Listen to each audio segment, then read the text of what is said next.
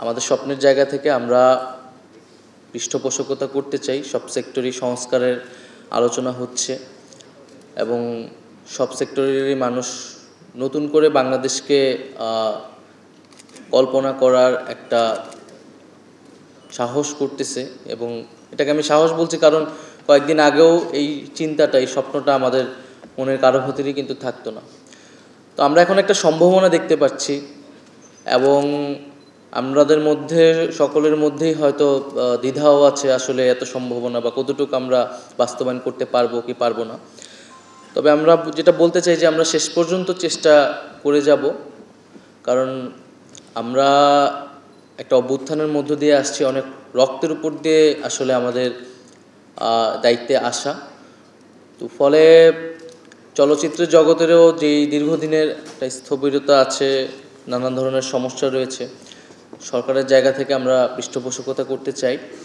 কিন্তু আমাদের যেটা আমি বললাম যে অভিজ্ঞ যারা আছেন, দক্ষ যারা আছেন, আমাদের তাদের নেতৃত্বটা বেশি প্রয়োজনীয় এক্ষেত্রে।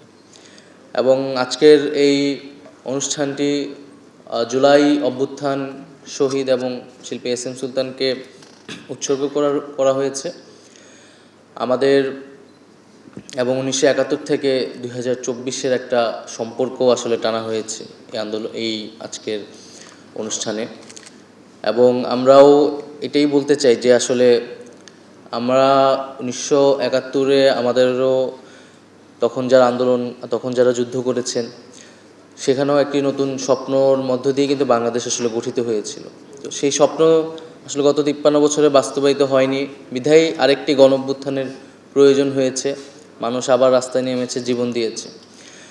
ফলে আমরা এবারের অভ্যুত্থানের স্পিরিট, আমাদের যে স্বপ্ন সেটি বাস্তবায়িত হবে, এটাই সকলের প্রত্যাশা। আপনারা জানেন যে আমাদের এই জুলাই অভ্যুত্থান এবং বর্তমান বাংলাদেশ পরিস্থিতি নিয়ে নানা ধরনের অপপ্রচার আসলে চলছে। সেই জায়গায় আমি মনে করি যারা ফিল্মের সাথে জড়িত, সাংস্কৃতিক অঙ্গনের সাথে জড়িত, তাদের অনেক ভূমিকা রয়েছে এবং আজকের এই অনুষ্ঠান বা এই ধরনের প্রোগ্রামগুলা আমাদের আরও বেশি প্রয়োজন এই মুহূর্তে।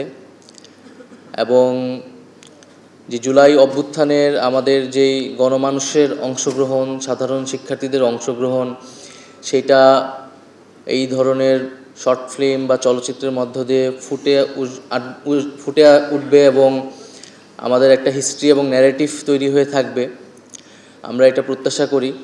কারণ আমরা দেখেছি যে আমাদের 71 নিয়ে কিন্তু একটা ইতিহাসের বিকৃতি আসলে হয়েছে, একটা ইতিহাসের দলীয়করণ হয়েছে, ইতিহাসে কুক্ষিগত করা হয়েছে। ফলে জুলাই অভ্যুত্থানের যাতে এটা না হয় এবং জুলাই অভ্যুত্থানের যে সার্বজনীনতা, সাধারণ মানুষের অংশগ্রহণ, দলমত নির্বিশেষে, এই জিনিসটা আমরা চাই যে ইতিহাস আকারে উঠে আসুক। আরেকটি বিষয় যেটা এর আগেও আমরা অনেক জায়গায় বলেছি যে আসলে একটা রাজনৈতিক ফ্যাসিবাদ বা ফ্যাসিস্ট শক্তিকে আমরা দূর করতে পারলেও আমাদের সমাজে নানা ধরনের ফ্যাসিবাদী প্রবণতা এখনও রয়ে গেছে, একটা ফ্যাসিবাদী শাসন কাঠামোও রয়ে গেছে।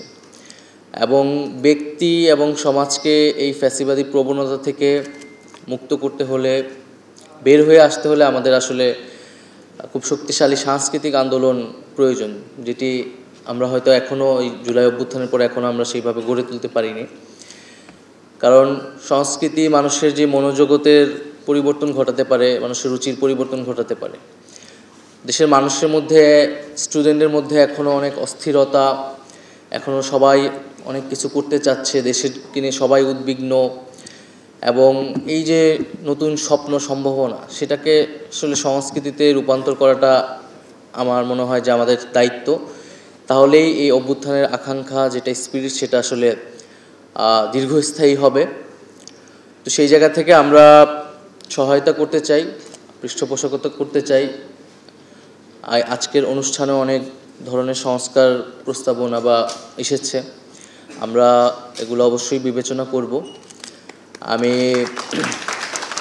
আমরা চলচ্চিত্র সেক্টরে আমার যেটা অভিজ্ঞতা, যে আসলে এখানে অনেক কিছু করা সম্ভব সরকারের পক্ষ, মন্ত্রণালয়ের পক্ষ থেকে, কিন্তু ইগনোরেন্স বা অবহেলাটা একটা অনেক বড় বিষয় আসলে। কারণ এই বাংলাদেশের মন্ত্রণালয় বা চলচ্চিত্র জগৎকে আসলে এক অবহেলার চোখেই দেখা হয়। আমার যেটা অভিজ্ঞতা, আমার কাছে মনে হয়েছে আর কি, যে চলচ্চিত্র এই ইন্ডাস্ট্রিটাকে যতটা গুরুত্ব দিয়ে একটা দেশের মন্ত্রণালয় আসলে দেখা উচিত ছিল, আমাদের দেশের মন্ত্রণালয়টা এইভাবে দেখে না আর কি, এটা ট্রেডিশনালি।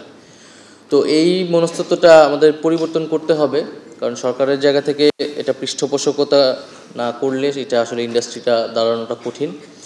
এবং আমাদের স্বপ্ন রয়েছে সংস্কৃতি নিয়ে। আমরা মনে করি যে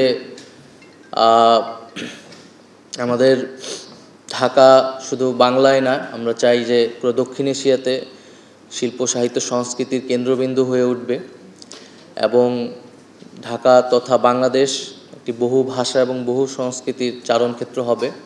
এটা আমাদের স্বপ্ন। আমরা সেই স্বপ্নকে ধরে বাংলাদেশের সাংস্কৃতিক অঙ্গনকে নতুনভাবে দেখতে চাই।